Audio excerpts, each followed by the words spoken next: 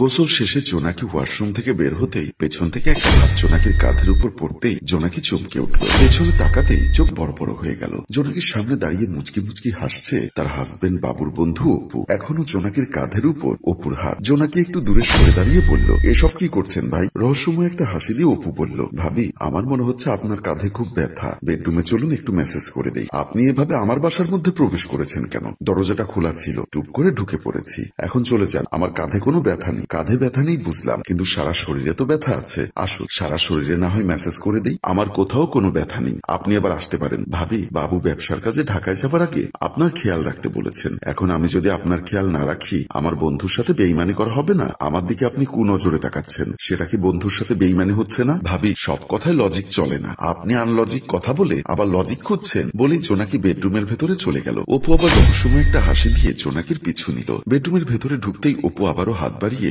জোনাকির কাঁধের উপর রাখল। জোনাকি হাত সরিয়ে নিয়ে উত্তেজিত হয়ে বলল, আপনি তো সাংঘাতিক মানুষ, আপনাকে এই মুহূর্তে বাসা থেকে বের হয়ে যেতে বলেছি, আপনি বাসা থেকে বের হয়ে যান। অপু হাসতে হাসতে বলল, আমি জানতাম সোজা আঙ্গুলে কখনো ঘি উঠবে না, তাই আঙ্গুলটা বাঁকা করতে হবে। বলেই পকেট থেকে মোবাইলটা বের করে মোবাইলের গ্যালারিতে ঢুকে একটা ভিডিও প্লে করে জোনাকির সামনে ধরল। ভিডিওটা দেখে জোনাকি চমকে উঠল। আস্তে আস্তে সাইফুল জোনাকির দিকে এগিয়ে যাচ্ছে। জোনাকিও মুচকি মুচকি হাসছে। হঠাৎ জোনাকির চোখ পড়ল খাটের কোণে মোবাইলের ভিডিও চালু করে রেখেছে সাইফুল। জোনাকি বলল, তুমি এই মুহূর্তে ভিডিও চালু করে রেখেছো কেন? কারণ আমাদের এই ভালোবাসার মুহূর্ত আমি স্মৃতি করে রাখতে চাই। এসব কিন্তু ভালো না, তুমি ভিডিও বন্ধ করো। তুমি কি আমাকে বিশ্বাস করো না? অবশ্যই তোমাকে বিশ্বাস করি, কিন্তু এগুলো ভিডিও করতে হবে না।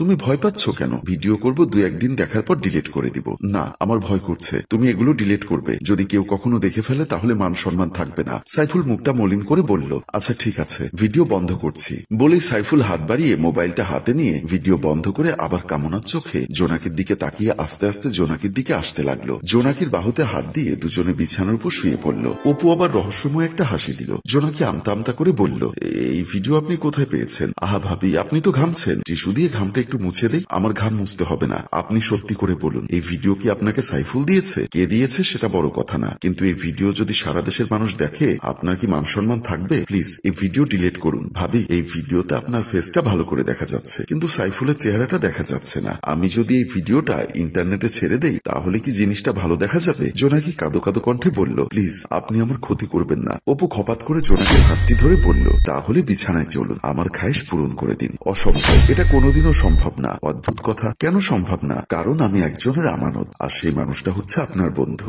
আহা, আপনি তো দুধে দোয়া তুলসী পাতা না, বিয়ের আগেও অনেকজনের খাট কাঁপিয়েছেন, এখন না হয় আমার সাথে খাট কাঁপাবেন? প্লিজ আপনি দয়া করুন, এমন অন্যায় করবেন না। অপু আবারও রহস্যময় একটা হাসি দিয়ে কামনার চোখে জোনাকির দিকে তাকালো। অনুনয় বিনয় করতে লাগলো জোনাকি, কিন্তু অপু কোনো কথা শুনল না। জোনাকিকে নিয়ে বিছানার উপরে শুয়ে পড়ল। বাবু সিঁড়ি দিয়ে উঠেতে দেখতে পেল দরজার সামনে এক জোড়া জুতা। অবাক হয়ে জুতার দিকে তাকিয়ে রইল। জুতো জোড়া তার খুব পরিচিত মনে হচ্ছে। হঠাৎ মনে পড়ল এটা তো অপুর জুতা। বাবু মনে মনে ভাবলো, কি ব্যাপার, অপুর জুতা এখানে কেন? অপু কি আমার বাসায় আসলো নাকি? ভাবতে ভাবতে আস্তে করে দরজা ধাক্কা দিল। দরজা খুলে গেল। দরজাও দেখছি খোলা, কারণটা কি? ভাবতে ভাবতে বাবু বাসার ভেতরে প্রবেশ করলো। বাসার ভেতরে চতুর্দিকে তাকালো, কোথাও কেউ নেই। হঠাৎ বেডরুম থেকে জোনাকির কান্নার আওয়াজ তার কানে ভেসে আসলো। বাবু অনেকটা অবাক হলো, মনে মনে ভাবলো জোনাকি কান্না করছে কেন? আস্তে আস্তে বেডরুমের দিকে পা বাড়ালো। বেডরুমের সামনে এসে পর্দা ফাঁকা করে ভেতরে তাকাতেই অপু চমকে উঠল। অপু জোনাকিকে জড়িয়ে ধরে বিছানায় একান্ত মুহূর্ত পার করছে। পায়ের নিচে মাটি যেন সরে যাচ্ছে। বাবু মনি ভীষণ কষ্ট পেল যে বন্ধুকে সে এতটা বিশ্বাস করে ভালোবাসে, সেই বন্ধু কিনা তার স্ত্রীর সাথে অবৈধ সম্পর্কে লিপ্ত হয়েছে। অপু তত সময় তার খায়েশ মিটিয়ে বিছানা থেকে উঠে দাঁড়ালো। জোনাকি শুয়ে শুয়ে কান্না করছে। বাবু রাগান্বিত হয়ে রুমের ভেতর প্রবেশ করলো। অপু বাবুকে দেখে চমকে উঠল। বাবু অপুর কলার ধরে অপুর গালে কষে চর বসিয়ে দিল। জোনাকি শোয়া থেকে কান্না করতে করতে উঠে বসলো। বাবু উত্তেজিত হয়ে বলল, তোকে আমি বিশ্বাস করতাম, ভালোবাসতাম, কিন্তু তুই আজ আমার কলিজায় হাত দিলি, তোকে আজ আমি মেরেই ফেলবো। বলেই আবার অপুকে চর মারতে চাপে অপু বাবুর হাত ধরে ফেললো। এবার রহস্যময় হাসি দিয়ে বলল, তোর বউকে নিয়ে তুই আমাকে মারতে চাইছিস? তোর বউ বিয়ের আগে আমার মতো 8-10টা পুরুষের সাথে বেড শেয়ার করেছে, যার ভিডিও আমার কাছে আছে। তাহলে আমার সাথে না হয় একটু উল্টাপাল্টা করেছে, তাতে দোষ কি? আর তুইও তো ভালো না, তুই জীবনে কটা মেয়ের সাথে টিসপিটিস করেছিস নাকি তোর মনে নেই? এগুলো না হয় বাদ দিলাম, তোর বাড়ির কাজের মেয়ের সাথে কি করেছিলি সেটা মনে আছে? অপুর কথা শুনে বাবুর চোখ বড় বড় হয়ে গেল। উত্তেজিত হয়ে বলল, একদম উল্টাপাল্টা কথা বলবি না। অপু এবার বিছানা থেকে নেমে মোবাইলটা বের করে ভিডিও প্লে করে বাবুর সামনে ধরল। ভাইজান, আপনি প্রতি রাইতে আমার রুমে আসেন, আমার সাথে খারাপ কাজ করেন, আমি অনেক ব্যথা পাই, আস্তে আস্তে সব ঠিক হয়ে যাবে। এ কথা না বলে এখন শুয়ে পড়, আজকে আমার শরীর খারাপ, আমার ভালো লাগছে না,